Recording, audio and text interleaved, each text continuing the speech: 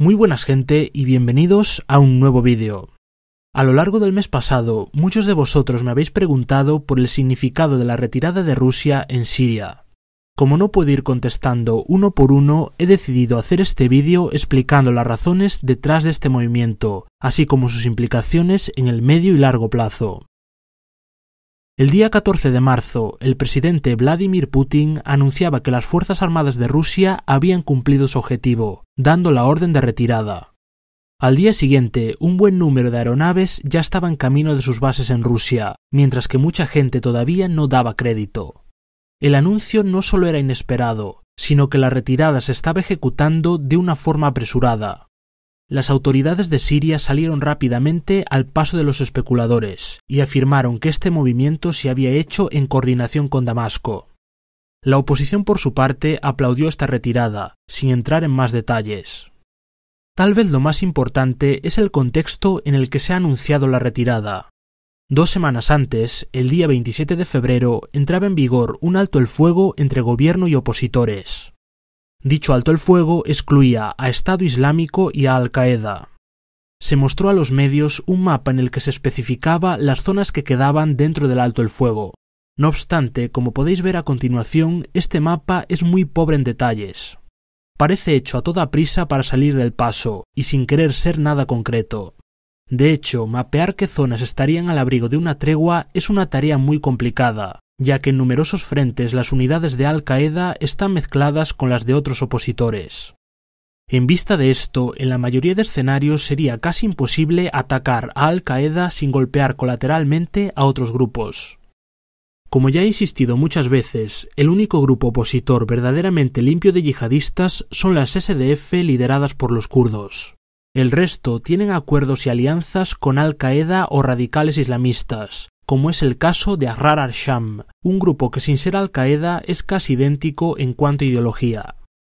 Dicho esto, también tenemos que recalcar que a pesar del panorama poco prometedor, la tregua ha sido algo positivo para Siria.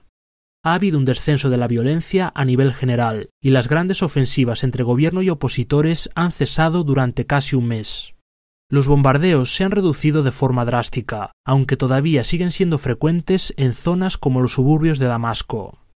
Las batallas encarnizadas han dado paso a pequeñas escaramuzas, y los frentes en la mitad occidental de Siria casi no se han movido. El foco de la guerra se ha desplazado de occidente a oriente, para centrarse en la lucha contra ISIS. Gobierno y opositores han atacado al Estado Islámico en los desiertos orientales, intentando sacar réditos de un grupo en plena caída libre. Debido a este descenso en la actividad militar, el número de fuerzas rusas desplegadas era redundante, siendo esta una de las razones que explican la retirada. Otra de las razones es la necesidad de Rusia por hacer balance de su campaña y mostrar al público ruso que su ejército había cumplido. Según la dialéctica del Kremlin, la gran operación había finalizado, y a partir de ese momento la tarea era cosa de fuerzas sirias. Pero, ¿qué había conseguido Rusia exactamente? En los meses previos a su intervención, el ejército sirio se estaba desangrando poco a poco. La mayor parte de Idlib estaba perdida. En Hasaka habían cedido casi todo el terreno a los kurdos. Palmira y sus recursos naturales habían caído, y el Estado Islámico amenazaba ahora las rutas principales del centro de Siria. El escenario era muy desalentador, y la moral estaba por los suelos. Se produce entonces la entrada de Rusia, que inicia una extensa campaña aérea contra todos los grupos insurgentes, exceptuando a los kurdos. En cuestión de semanas, el signo de la guerra cambia. El ejército sirio tenía ahora la iniciativa, con un arsenal renovado y un intenso apoyo aéreo por parte de Rusia.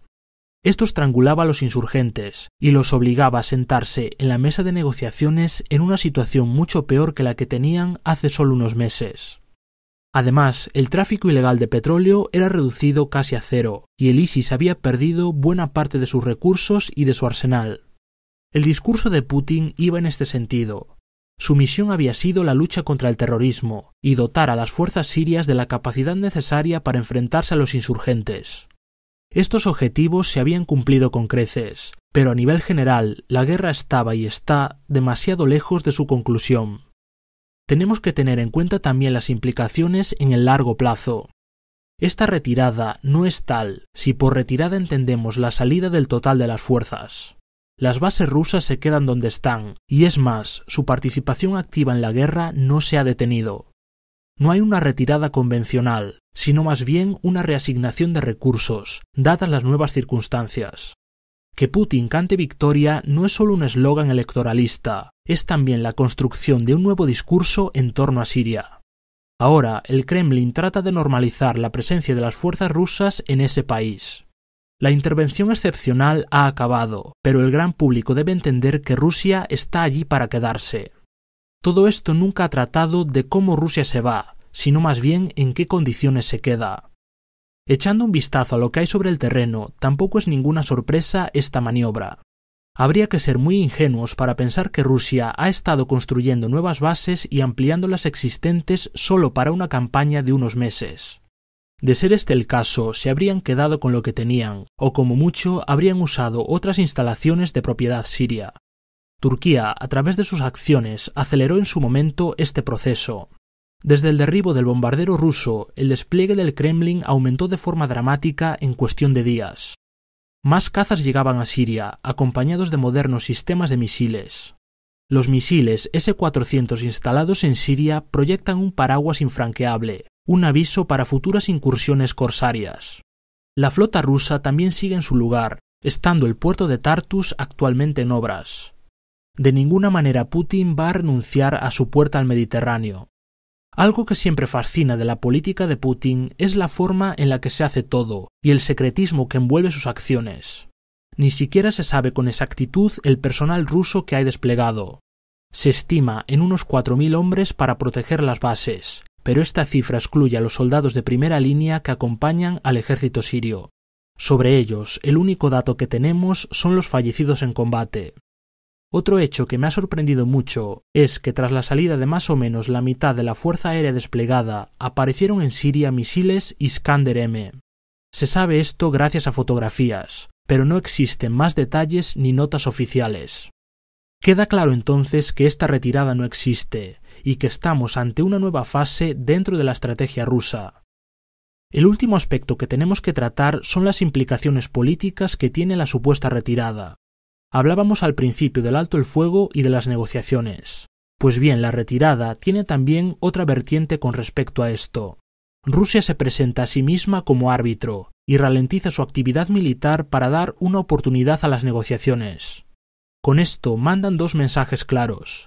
El primero, ellos no quieren ser un obstáculo para la paz.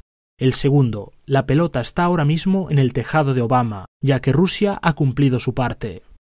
A través de estas maniobras, tanto Moscú como Damasco se presentan a sí mismas como parte de la solución y presionan a la oposición y a la comunidad internacional para que actúen y se sienten en Ginebra. Si leemos entre líneas, Putin también le ha mandado un mensaje al propio Bashar al-Assad. Rusia no va a apoyar de forma incondicional a su gobierno, e incluso puede que en un futuro no muy lejano las metas de Moscú no coincidan con las de Damasco. Todo esto da a entender que los rusos ven cada vez más difícil que Bashar al-Assad recupere el control sobre la totalidad del país, y es ahí donde entran los kurdos y sus aliados árabes. Rusia ha colaborado con ellos, a pesar de ser parte de la oposición. Muy significativo es el hecho de que la primera oficina que representa al Kurdistán sirio en el extranjero se haya abierto en Moscú. La principal demanda de los kurdos es autonomía dentro de un sistema federal, algo a lo que Damasco se opone de forma tajante. Sin embargo, para Rusia parece que no es tan mala idea. Además, si levantamos la vista, es fácil darse cuenta de que Bashar al-Assad necesita a los kurdos más de lo que él cree. Solo colaborando con ellos es posible sellar la frontera con Turquía y poner en jaque a los yihadistas. Esto en Moscú hace tiempo que lo ven. Para terminar este análisis me gustaría hacer un balance final de lo que ha significado la campaña rusa en grandes titulares. Vladimir Putin ha fortalecido su posición doméstica de cara a unas nuevas elecciones. La presencia de las Fuerzas Armadas de Rusia en Oriente Medio se expande. Puede que su presencia física se reduzca a Siria, pero su influencia estratégica ha tocado de lleno a Irak. Con un coste relativamente bajo de unos $500 millones, la aviación rusa ha influido decisivamente en este conflicto. Para ser una campaña con un ritmo de vuelo frenético, el coste final no ha sido ningún disparate.